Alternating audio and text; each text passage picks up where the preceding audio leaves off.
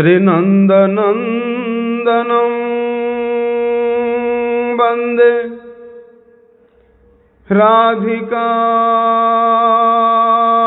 चरणद्वयं गोपीजनसमायुक्तं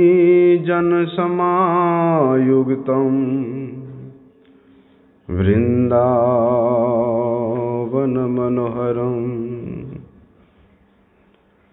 गुरवे गौरचन्द्राय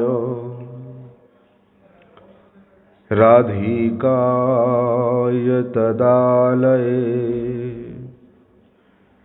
कृष्णाय कृष्णभक्ताय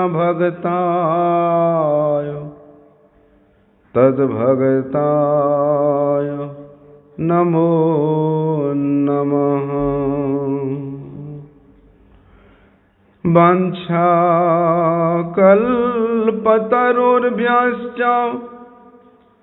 कृपासिन्धुभ्यैव च पतितानां पावनेभ्यो वैष्णवेभ्यो नमो नमः। पतितपावन परम करुणामय परम आराध्यतम गुरुपाद पद्म ओम विष्णुपाद परमहंस परिव्राजकाचार्य अष्टोत्तर शत श्री श्रीमद शिल भक्ति वल्लभ तीर्थ गोस्वामी गुरु महाराज जी के अभय चरण कमल में अनंत कोटि साष्टांग दंडवत प्रणाम करते हुए उनकी अहेतु की कृपा प्रार्थना करता हूँ। हम लोग श्रवण कर रहे हैं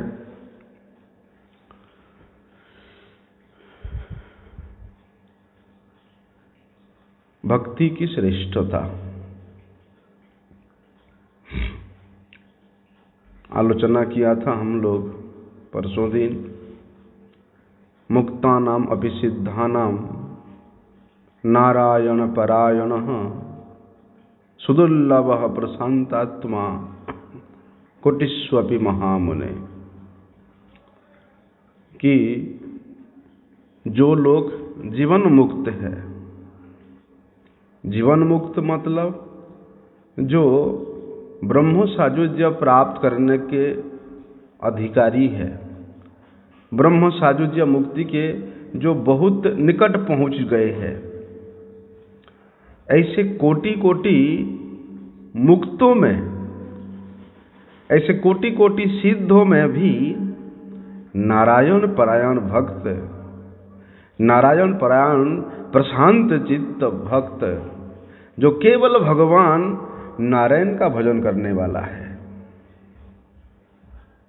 ऐसे भक्त बड़े ही विरल हैं, बड़े ही दुर्लभ है। इसलिए इस श्लोक को श्री जीव गोस्वामी पाद जी ने बड़े सुंदर रूप से व्याख्या किया है कि मुक्तानाम प्राकृत शरीरस्थे अपि तद अभिमान शून्यानाम सिद्धानाम प्राप्त सालोक्यादि इनाम च कोटिस्वपि मध्ये नारायण सेवा मात्राकांक्षी सुदुर्लभ प्रशांतात्मा सर्वोपद्रव रहित। कहते हैं जो साधक इस प्राकृत देह में रहते हुए भी इस प्राकृत देह के किसी भी अभिमान से वो लिप्त नहीं होते हैं, शरीर संबंधी अभिमान से वे किसी भी प्रकार से लिप्त नहीं होते हैं, वे अभिमान से सर्वथा रहित है। ऐसे जो मुक्त जन है उनको क्या कहते हैं? जीवन मुक्त पुरुष कहते हैं। जिस प्रकार पद्म पत्र इवाम्भसा, कमल का पत्र यद्यपि वे पानी में ही रहता है पानी के आधार पे ही रहता है, लेकिन पानी पे कभी लिप्त नहीं होता। पानी उस कमल पत्र के ऊपर एक क्षण भी नहीं टिक सकता। ठीक उसी प्रकार वे जीवन मुक्त पुरुषगण इस शरीर में रहते हुए भी शरीर संबंधी किसी प्रकार के आसक्ति से, अभिमान से कभी भी लिप्त नहीं होते, सर्वथा रहित होते हैं।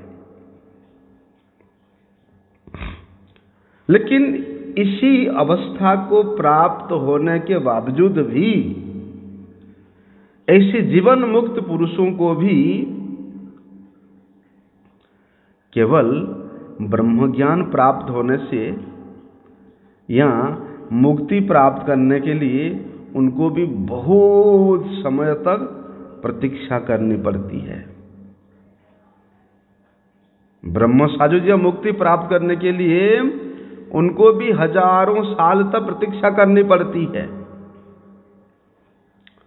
केवल ब्रह्म ज्ञान प्राप्त कर लेने से, उस ब्रह्म ज्ञान से ही ज्ञानी का प्रारब्ध नष्ट हो जाएगा, ऐसी बात नहीं है। क्योंकि ब्रह्म ज्ञान का साधन वो प्रारब्ध विनाशक नहीं है, वे आत्म और अनात्म विषयक वस्तु है, वे आत्म अनात्म विषयक विवेक है। इसलिए इस विवेक के द्वारा क्या होता है,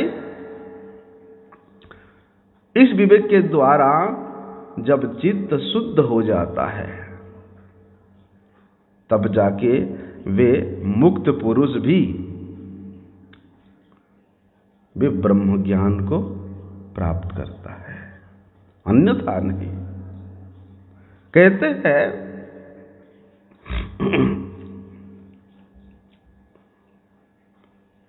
साधक, किस प्रकार के साधक? ब्रह्म ज्ञान का साधक। इस देह में, इस देह के द्वारा, इस देह में रह करके वे साधक को आश्रय करके, इस देह रूपी साधक को आश्रय करके वे परतत्व की किसी भी शक्ति को उदय नहीं करा सकता। क्योंकि परतत्व वस्तु की कृपा, परतत्व वस्तु की अनुभव वे ये पांचभौतिक शरीर के साधना के द्वारा कभी भी प्राप्तव्य नहीं है। इस शरीर के क्रियाओं से संपूर्ण रूप से ऊपर उठ करके वे साधना होता है। जो ब्रह्म सायुज्य मुक्ति प्राप्त करने का साधना इतना अधिक ही क्लेशकर है, कष्टकर है, बड़ा साध्यकर है, लेकिन कहते हैं उस ब्रह्म सायुज्य मुक्ति से भी भक्ति की इतनी अधिक श्रेष्ठता है, तो उस उतनी अधिक श्रेष्ठ स्थिति में स्थित भक्ति प्राप्त करने के लिए क्या करना पड़ेगा? इसलिए कहते हैं ब्रह्म ज्ञान जब जीव को प्राप्त हो जाता है, अर्थात सिद्ध अवस्था को जब जीव प्राप्त करता है, ब्रह्म सायुज्य मुक्ति की अवस्था को जब प्राप्त करता है जीव, और ब्रह्म ज्ञान लाभ होने पर उस साधक के जितने भी राशि राशि बीज है, कूट आदि अनंत कर्मफल है, उस सब का नाश हो जाता है। तब जाके जब उसके कर्मफल नाश हो जाता है, तब जाके उसको प्रारब्ध नाश करने के लिए भी और अधिक समय तक प्रतीक्षा करना पड़ती है। जब प्रारब्ध नाश हो जाता है तब उसको ब्रह्म सायुज्य मुक्ति प्राप्त करने के लिए प्रतीक्षा करनी पड़ती है। तो इतनी सारी अवस्था को प्राप्त करने के उपरांत वे साधक, वे व्यक्ति ब्रह्म सायुज्य मुक्ति प्राप्त करने के लायक बनता है, उसके योग्य बनता है। तो उस मुक्ति प्राप्त करने के लिए जो योग्यता प्राप्त कर लेता है, ऐसे व्यक्ति को जीवन मुक्त कहा जाता है। मुक्तानाम अपि सिद्धानाम नारायण परायण, ऐसे जनों को जीवन मुक्त पुरुष कहा जाता है। इसी अवस्था में, जीवन मुक्त अवस्था में क्या होता है, शरीर रहने पर भी, शरीर में स्थित होने पर भी वे मुक्त पुरुष शरीर के किसी प्रकार के कोई कार्य में, किसी प्रकार के कोई कर्म में, किसी प्रकार के कोई अभिमान में वे लिप्त नहीं होता, सर्वथा उनसे रहित होता है। ये तो हो गया मुक्तानाम। अपि सिद्धानाम, सिद्धानाम कौन है? बोलते जो लोग मुक्ति के निकट पहुंच चुके हैं उनको सिद्धानाम समझना चाहिए। ऐसे कोटि कोटि जीवन मुक्त,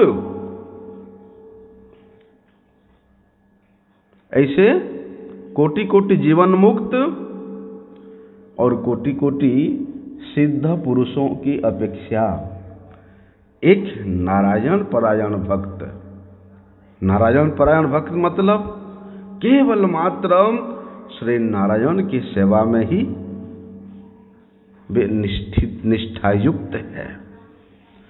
श्री नारायण की सेवा के व्यतीत और किसी प्रकार के कामना उसके मन में नहीं है। तो ऐसे नारायण परायण भक्त बड़े दुर्लभ है, बड़े ही विरल है। क्यों? क्योंकि ऐसे नारायण परायण भक्त ही वास्तव में प्रशांतात्मा होता है, प्रशांत चित्त होता है, वे समस्त प्रकार के उपद्रवों से रहित होता है। तो क्या जो सिद्ध होते हैं, जो जीवन मुक्त होते हैं, उनके लिए भी क्या कोई उपद्रव होता है? नारायण परायण भक्त के लिए तो बोल दिया वे प्रशांत आत्मा है, प्रशांत चित्त होने के कारण वे समस्त प्रकार के उपद्रवों से रहित है। तो क्या जो मुक्तात्मा है, सिद्धात्मा है, जीवन मुक्त पुरुष है, उसके लिए भी कोई उपद्रव हो सकता है?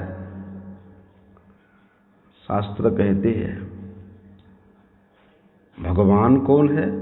वे अचिंत्य महाशक्तिशाली है। उस अचिंत्य महाशक्तिशाली भगवान के चरणों में अगर अपराध हो जाता है तो बड़े से बड़े जीवन मुक्त महापुरुष भी, बड़े से बड़े सिद्ध महापुरुष भी संसार दशा को प्राप्त होते हैं।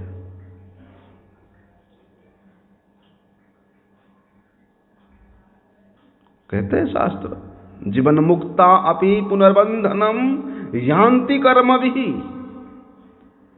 यदचिन्त्य महाशक्तो भगवत्य पराधीनः। रूप गोस्वामी जी ने रूप शिक्षा में श्रीमन महाप्रभु जी ने क्या कहा रूप गोस्वामी जी को? कृष्ण भक्त निष्काम अतएव शांत, भक्ति मुक्ति सिद्धि कामी सकली अशांत। केवल मात्र कृष्ण भक्त ही शांत है।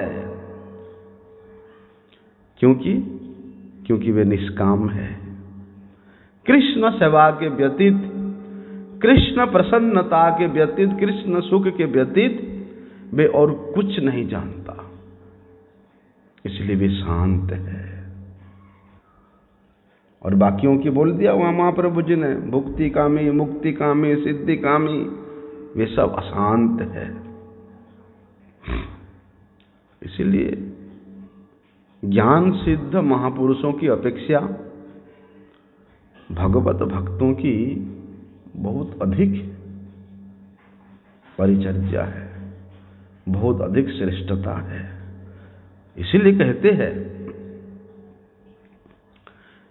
कि भक्ति का, कृष्ण नाम रस का, कृष्ण सेवा का अगर तनिक भी आस्वादन उस ब्रह्मानंदी पुरुष को हो जाता है, उस मुक्त पुरुष को हो जाता है, तो वे भी अपने उस ब्रह्मानंदी मार्ग को, ज्ञान पथ के मार्ग को परित्याग करके वे भी हरिभजन करता है, वे भी कृष्ण सेवा करता है।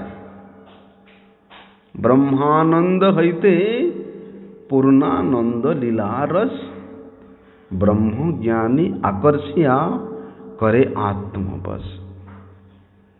क्यों? क्योंकि लीला रस में, श्री कृष्ण नाम रस में पूर्ण आनंद है। इसलिए उस पूर्ण आनंद के लेश मात्र भी अगर ब्रह्मानंदी ब्रह्म ज्ञानी आस्वादन किया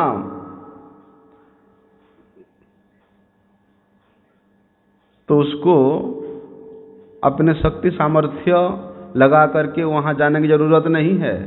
वो रस ही ऐसा है, वो लीला रस ही ऐसा है कि उसको अगर वे ब्रह्मज्ञानी भी लेश मात्र आस्वादन किया तो उसको आकर्षण कर लेता है। जिस प्रकार से कृष्ण भूर्वाचक शब्दनश्च निवृत्तिवाचक, कृष्ण कृष्ण ये नाम में इतना मधु है कि इस नाम को उच्चारण करने वाला व्यक्ति वास्तव में अगर एक कृष्ण नाम उच्चारण किया है तो वही कृष्ण नाम उच्चारण करने वाला व्यक्ति को कृष्ण आकर्षण कर लेते हैं। साधारण व्यक्ति को भी, और ये तो साधारण व्यक्ति की बात है। यहां कहते हैं कि ब्रह्मानंद हईते पूर्णानंद लीला रस, बोलते बड़े से बड़े ब्रह्मानंदी महापुरुष को भी, जो ब्रह्म सायुज्य प्राप्त किया हुआ महापुरुष है, जो ब्रह्म में निष्ठायुक्त महापुरुष है, उसको भी ये कृष्ण नाम, कृष्ण लीला रस अपने की ओर आकर्षण करता है। आकर्षण करके क्या कर लेता है? करे आत्मवश, उसको अपने वशीता स्वीकार करने में मजबूर कर देता है। लेकिन जिन लोगों को भक्ति का तनिक भी आस्वादन नहीं हुआ है, लेस मात्र भी आस्वादन नहीं हुआ है, उन लोगों के निकट ब्रह्मानंदी सुखी हो सकता है। उन लोगों के निकट उस ब्रह्मानंद बड़े सुख रूप में प्रतीत हो सकता है। लेकिन भक्ति आस्वादन करने वाला साधु के पास में, भक्त के पास में वे ब्रह्मानंद तो एक तुल्य लेस मात्र है। इसलिए तो श्रीमद् भागवत वर्णन करते हैं कि आत्मा रमस्य मुनयो निर्गंथा अप्युरुक्रमे कुर्वन्ति अहितुकीं भक्तिम इत्थम्भूत गुण हरि। वहां कहते हैं आत्मारामस्य मुनयो, जो आत्माराम मुनि है, जो ब्रह्मानंद में मग्न सिद्धात्मा है, जो ब्रह्म चिंतन में निरत मुनि है, वे भी क्या करते हैं? अपने समस्त प्रकार के अभिमान को त्याग करके, क्रोध से, अहंकार से मुक्त होकर के कुर्वन्ति अहितुकीं भक्तिम, वे भी भगवान श्री हरि के अहितु की भक्ति करते हैं। क्यों करते हैं? क्योंकि भगवान श्री कृष्ण के गुण ही ऐसा मधुर है, उनका रूप ही ऐसा इतना माधुर्य से परिपूर्ण है, उनके नाम ही इतना मंगलमय नाम है कि इनके नाम, रूप, गुण, लीला, धाम, परिकर के संबंध में अगर कोई ब्रह्मानंदी भी आ जाता है,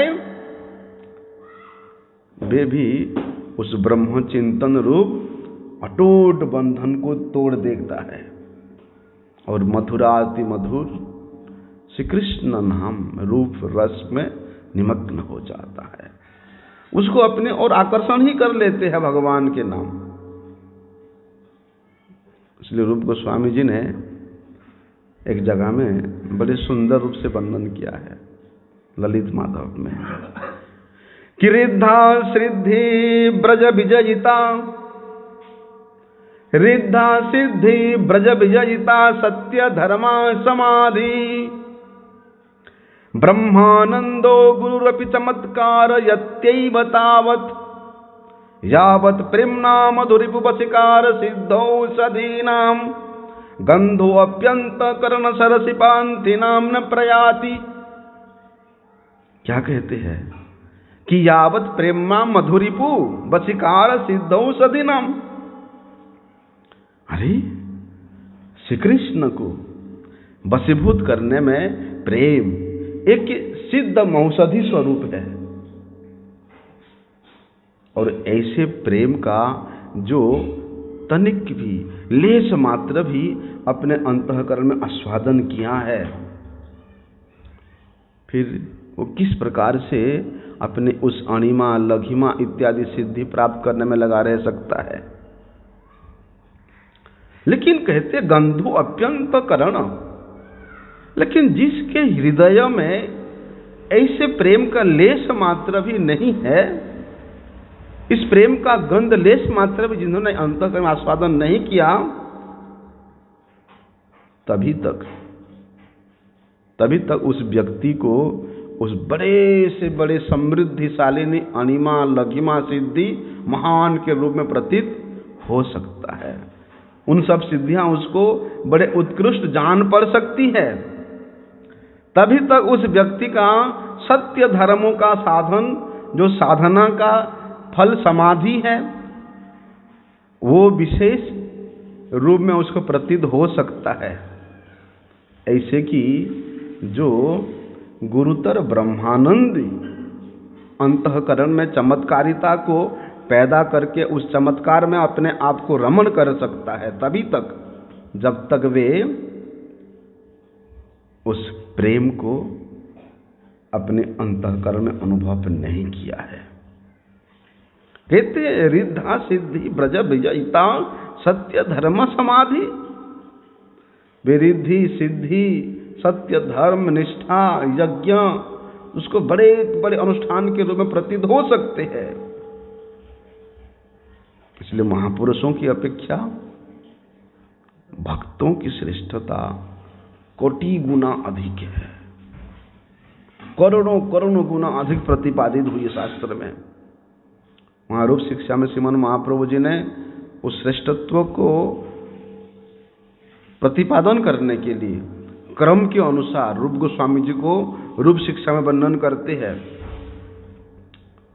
कि यही तो ब्रह्मांड भरी अनंत जीवगण 84 लक्ष जोनिते करे भ्रमण, तार मध्य स्थावर जंगम दुई भेद, जंगम में तिर्यक जल स्थलचर विभेद, तार मध्य मनुष्य जाति अति अल्पतर, तार मध्य म्लेच्छ पुलिंद बौद्ध सवर, वेदनिष्ठ मध्य अर्धे के वेद मुखे माने, और वेद निषिद्ध पाप करे धर्म नाही गणे, धर्माचारी मध्य बहुत कर्मनिष्ठ, और कोटि कर्मनिष्ठ मध्य एक ज्ञानी श्रेष्ठ, कोटि ज्ञानी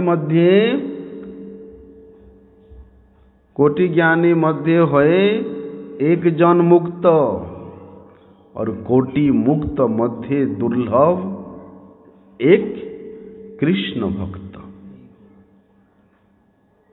इस ब्रह्मांड में कितना जीव है? अनंत कोटि जीव है। अनंत कोटि जीवों से ये ब्रह्मांड भरा हुआ है।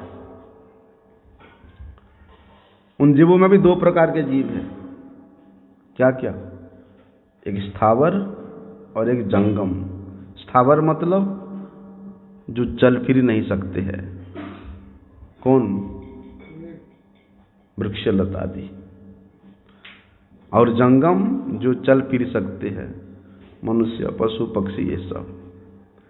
बोलते हैं कि ऐसे तिर्यक जलचर स्थलचर ऐसे 84 लाख जोनी है। उन 84 लाख जोनी में से मनुष्य जाति का संख्या सबसे कम है, केवल 4 लाख है।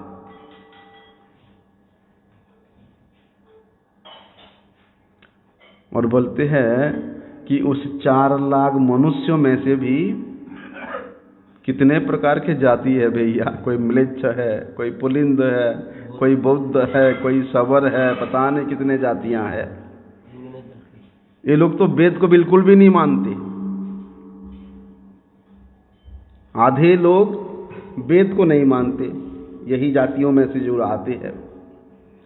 और बाकी जो वेद को मानते हैं उनमें से तो आधे मनुष्य ऐसे हैं जो केवल मुख में ही वेद वेद कहते हैं, लेकिन वेद के विधि के अनुसार वो किसी प्रकार का कोई धर्म अनुष्ठान नहीं करते, उत्पाद करते केवल। अरे वेद विहित कर्म करना तो, वेद विहित धर्मानुष्ठान करना तो दूर की बात है। ऐसे व्यक्ति तो वेद के नाम से, धर्म के नाम से पापाचरण करते हैं। बाकी लोग हैं जो कि वेद को मानते हैं या वेद के धर्म को आचरण करते हैं। उनमें भी बहुत लोगों की निष्ठा यज्ञ करने में लगी रहती है, कर्म करने में लगी रहती है। नाना वेद विहित कर्म है, वेद विहित कर्म है, उसी में लगे रहते हैं। बोलते ऐसे करोड़ों वेद विहित कर्म करने वाले व्यक्ति, ऐसे करोड़ों कर्मनिष्ठ व्यक्तियों में भी एक ज्ञानी व्यक्ति श्रेष्ठ है। एक ज्ञानी व्यक्ति बड़े दुर्लभ है। और फिर करोड़ों ज्ञानियों में भी कोई एक बिरला ही भक्त होगा जो कि इस देह के अभिमान को त्याग करके सिद्धावस्था को प्राप्त होगा, जो कि अभी हमने श्रवण किया था। शरीर में रहते हुए भी वे व्यक्ति शरीर के किसी प्रकार के अभिमान में लिप्त नहीं होता। ऐसे करोड़ों ज्ञानियों में से कोई एक इस प्रकार का व्यक्ति होता है। ऐसे कोटि कोटि मुक्त पुरुषों में कोई एक व्यक्ति बिरला कृष्ण भक्त होता है। कहते हैं वहां श्रीमन महाप्रभु कितना डिफाइन किया है कि कोटि मुक्त मध्य दुर्लभ एक कृष्ण भक्त। और करोड़ों करोड़ों कृष्ण भक्तों में भी समस्त प्रकार के कामनाओं को त्याग करके केवल श्री कृष्ण के लिए अपने जीवन व्यतीत करता है। ऐसे कृष्ण सेवा परायण प्रशांत चित्त भक्त भी कोई एक मिलता है। गोरार आमी बोलने ना ही चले। मैं कृष्ण भक्त हूं बोलने से नहीं चलेगा। माला करना, तिलक करना, सेवा करना ठीक है, लेकिन अगर स्वयं की कोई लेश मात्र भी इच्छा है, कामना है, ऐसे भक्त होना बड़ा दुर्लभ है।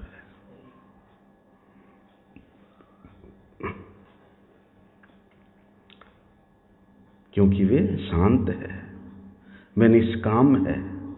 और जो लोग भुक्ति मुक्ति चाह करके भक्ति करते हैं वो व्यक्ति कभी भी शांत नहीं हो सकता है। प्रशांत चित्त व्यक्तियों में भुक्ति मुक्ति कामिका तो गिनती ही नहीं आ सकती है, क्योंकि वे अशांत रहते हैं। जहां भोग की कामना रहेगा, जहां मुक्ति की कामना रहेगा, मुक्ति प्राप्त करने से हम परिपूर्ण रूप से शांत हो जाएंगे, नहीं। भुक्ति मुक्ति सिद्धि कामी सकली अशांत, वे सब अशांत है। क्योंकि भुक्ति और मुक्ति को चाहने वाला व्यक्ति कभी भी शांत नहीं हो सकते हैं। अनिमा लघिमा ये जो सिद्धियां हैं, किस लिए इसको लोग सिद्धि करते हैं? आत्मसुख प्राप्त करने के लिए, सिद्धि प्राप्त करने के लिए, प्रतिष्ठा प्राप्त करने के लिए। तो आत्मसुख की जहां पर लालसा है, कि मैं तो भैया समस्त जंजाल से मुक्त होकर के मैं शांत हो जाऊंगा, मुक्त हो जाऊंगा, आत्मसुख प्राप्त कर लूंगा। बल्कि स्वयं की आत्मा की सुख के इच्छा से अगर आप साधना कर रहे हो तो भी अशांत है, क्योंकि वहां प्रतिष्ठा है। कहते हैं शास्त्र कि जो जितने ही अधिक उच्च कोटि के भोग प्राप्त करने का प्रयास करता है, वे भोग चाहे मुक्ति तक क्यों ना हो, वे उतना ही अधिक अशांत रहते हैं। इसलिए मुक्तिकामी वास्तविक अशांति है, अशांत है।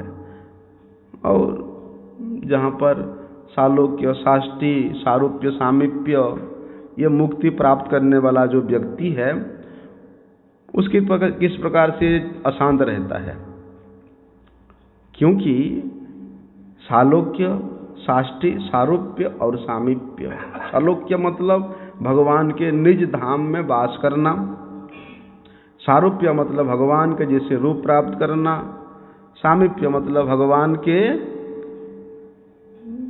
समीप रहना, साष्टी मतलब भगवान के जैसे ऐश्वर्य प्राप्त करना।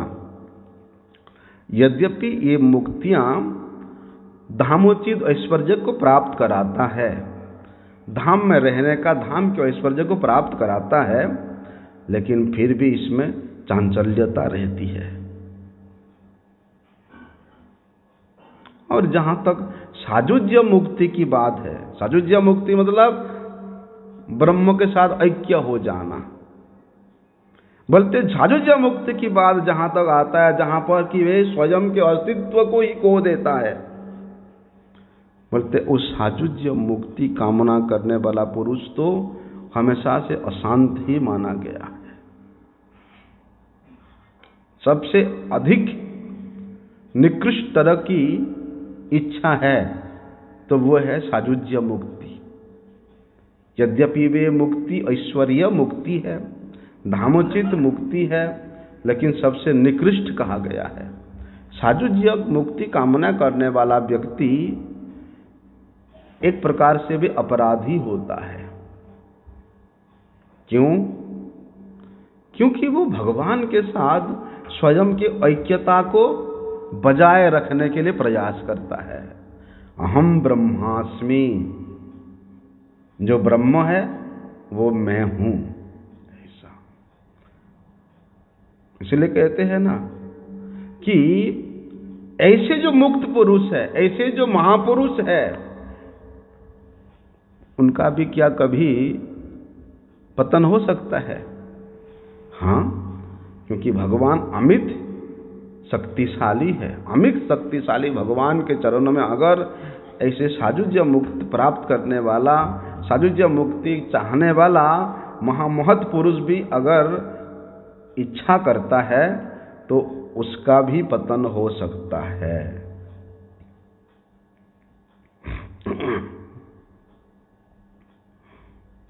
क्योंकि वे व्यक्ति सुख चाहता है।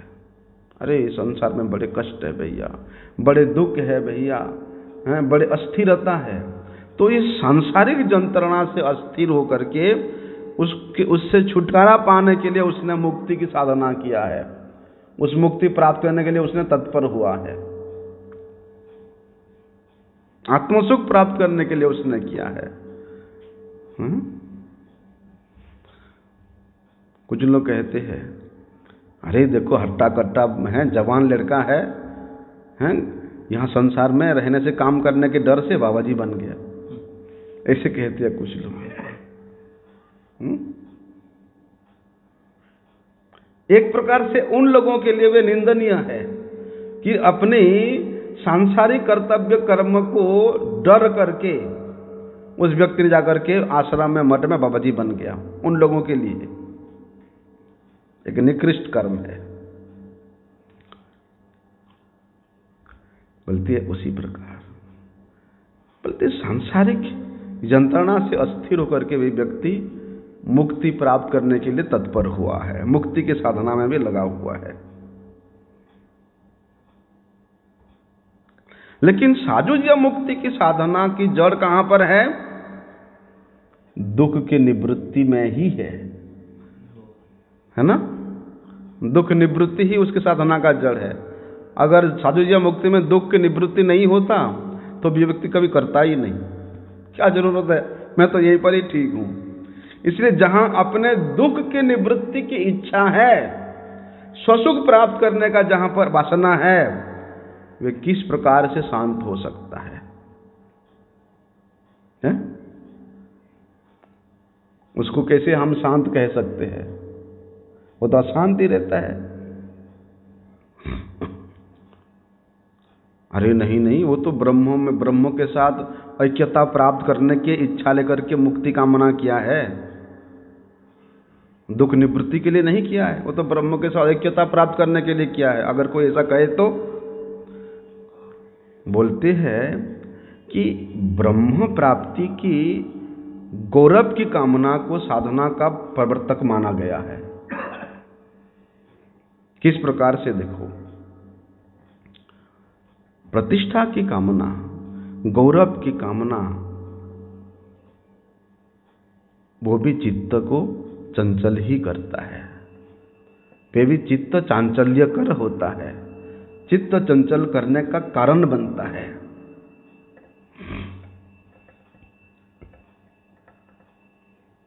इसलिए मुक्तिकामी हमेशा अशांत रहता है।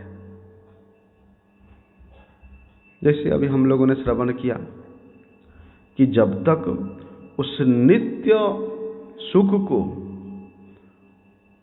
कौन सा नित्य सुख है? भगवान का सेवा रूप सुख, जो कि नित्य है, निश्चल है, और कहते हैं कि अनंत प्रकार के विचित्रता आते, अनंत प्रकार के वैचित्र्यमयी लीलाओं से, रस से वे लगा हुआ है। इसलिए उस अनंत आनंद की, उस निश्चल आनंद की, उस नित्य सुख की प्राप्ति जब तक जीव नहीं कर पाता, तब तक उस आनंद में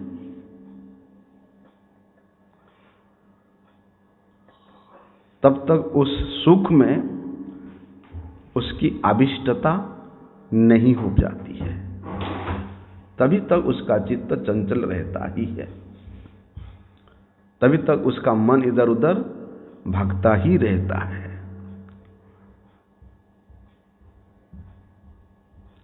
जब तक चित्त शांत ना हो जाए, तब तक उस निश्चल सुख को प्राप्त करना असंभव है। और चित्त को स्थिर करने का एक ही स्थान है, श्री गुरु चरण पद्म, केवल भक्ति सद्म,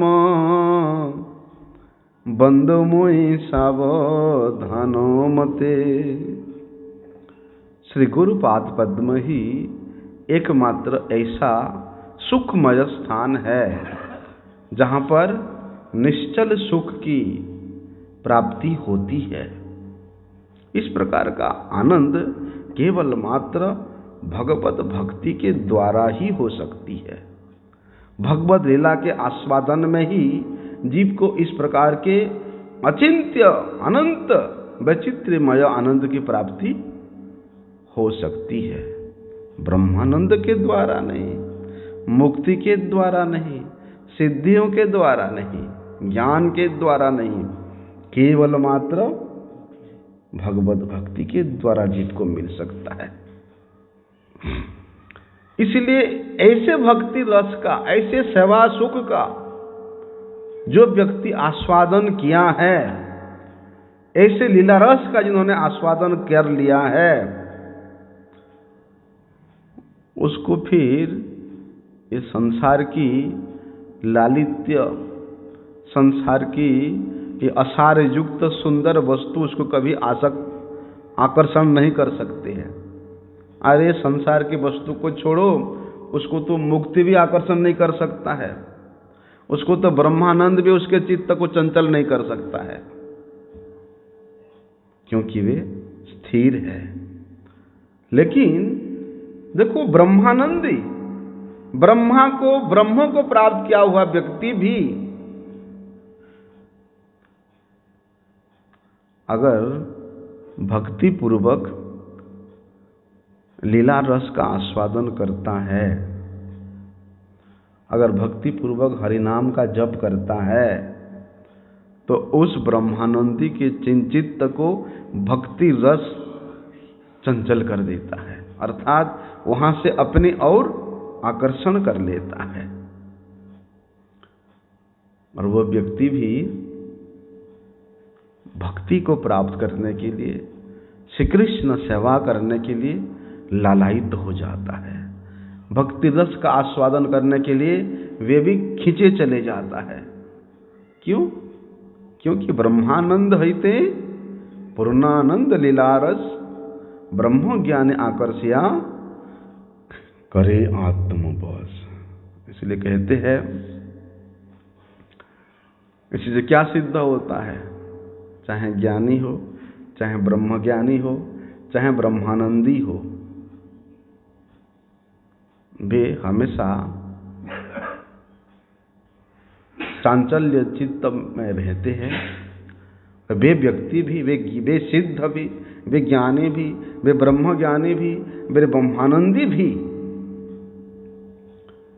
अचंचल स्थित होकर के, चित्त होकर के भक्ति रस प्राप्त करने के लिए आकर्षित होते हैं, लालायित होते हैं। लेकिन वे ऐसे व्यक्ति जब तक भगवान के नाम, रूप, गुण, लीला, ये सब माधुरी का आस्वादन नहीं करता, जब तक उनके कानों में भगवान की कथा नहीं पड़ती, तब वे व्यक्ति भी कभी अपने चित्त को अचंचल नहीं कर सकते, चंचल ही रहते हैं।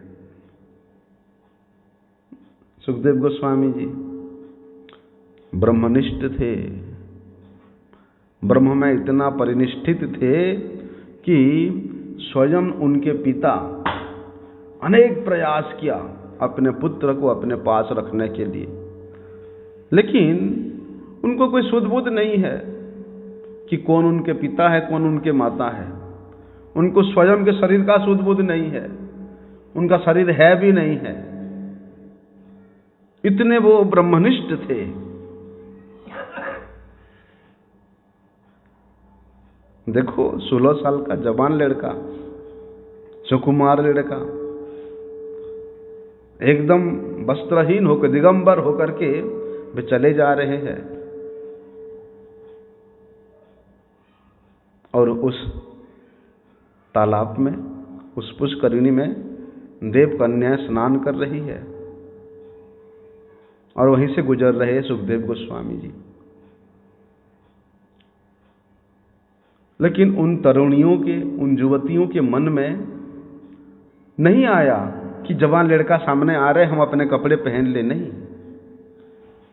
क्योंकि वे देव कन्या भी जानती थी कि ये सुखदेव मुनि है और ये ब्रह्मनिष्ठ है, इनको शरीर संबंधी वस्तु, शरीर के अभिमान से कोई लेना देना नहीं है।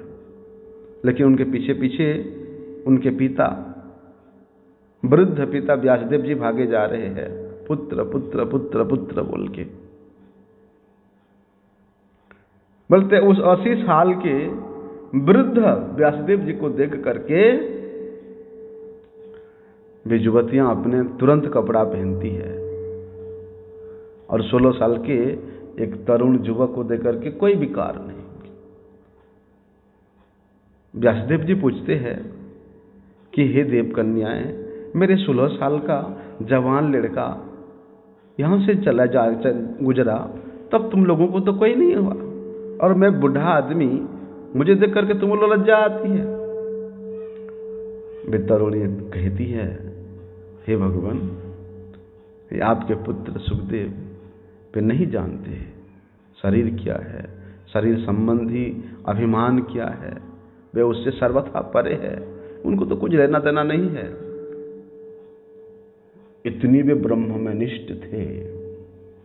अनेक प्रयास किया व्यासदेव जी ने सुखदेव गोस्वामी जी को अपने पास रखने के लिए, समस्त प्रकार के प्रयास विफल हुआ।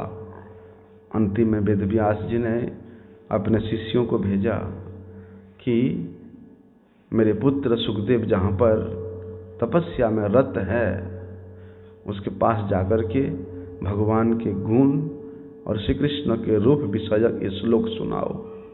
अहो बकीयम स्तनकालकुटम जिघांसयाप्यायदप्पि साध्वी लेवे धात्र्युचितां गति अन्यो कं वा दयालुं शरणं व्रजेम। कहते हैं जिस पुतना ने बकी के बकासुर के बहन बकी श्री कृष्ण को मारने के लिए अपने स्तन में कालकूट का विष देकर के गया था, प्रयास किया था। बोलते हैं वे कृष्ण इतना दयालु है कि ऐसे कालकूट विष देकर के मारने आने वाले पुतना को भी वे माता का गति प्रदान किया। उनसे अधिक दयालु कौन हो सकता है? इसको सुन करके वे ब्रह्मनिष्ठ, वे ब्रह्मानंदी सुखदेव गोस्वामी का कान खड़ा हो जाता है। मुड़ के देखते कौन सुना रहा है। इतने में और एक श्लोक सुनाते हैं। पुल्लेन्दुवर कांतिमिंदु वदनम बर्हावतम सप्रियम श्रीवत्सांकमुदार कौस्तुभधरम पीतांबरम सुंदरम गोपीनां नयनोत्पलार्चिततनुं गोपसंघावृतं गोविंदम कलवेणुवादन परम दिव्यांगम भूषम भजे।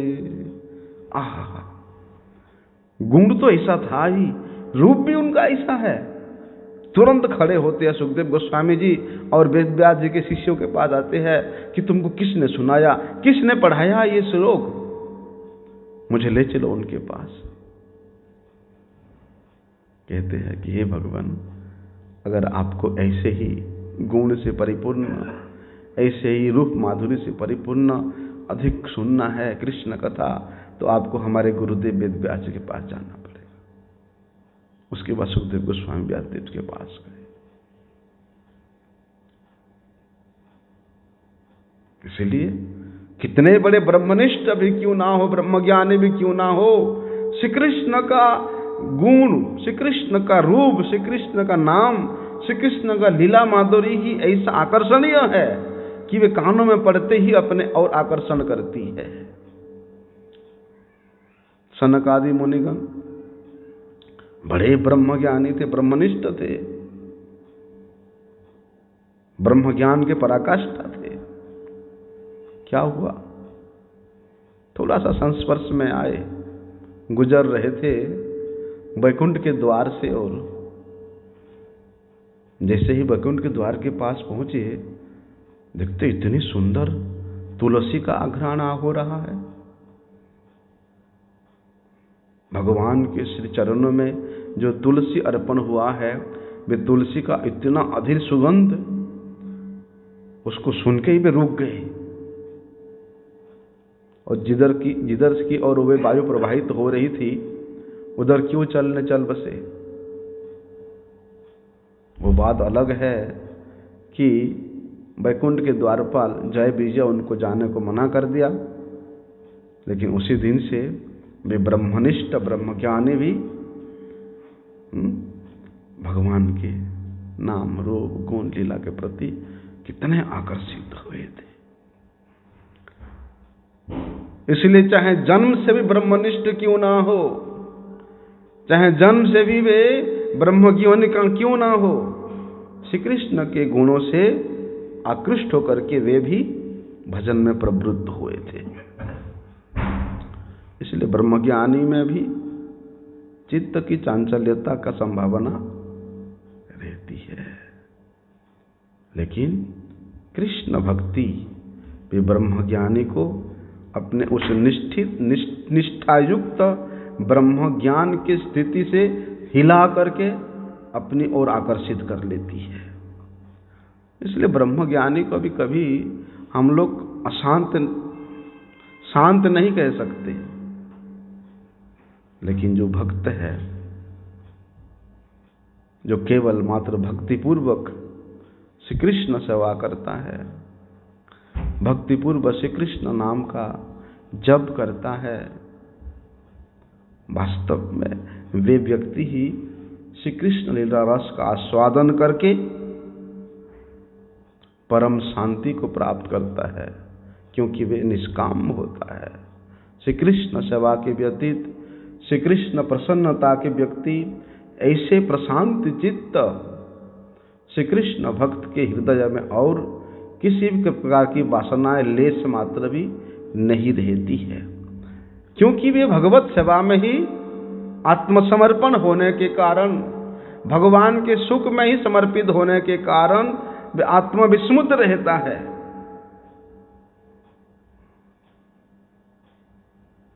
जिसके कारण अपने आप को नित्य श्री कृष्ण किंकर के रूप में, श्री कृष्ण दास के रूप में, श्री कृष्ण सेवक के रूप में परिचय होने के कारण, परिचय देने के कारण और उस परिचय के अनुरूप वे वास्तविक आचरण करने के कारण वे कृष्ण भक्ति वास्तव में शांत है।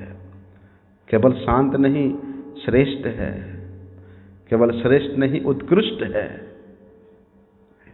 इसलिए इस संसार में जितने भी साधना है और उन साधनाओं के द्वारा साधक लोग जो वस्तु को प्राप्त करते हैं, उनमें से श्री कृष्ण भक्त, श्री कृष्ण भक्ति, श्री कृष्ण सेवा ही सबसे उत्कृष्ट है, सबसे श्रेष्ठ है। आगे का विषय हम लोग कल से वांछा कल्पतरुभ्यश्च कृपा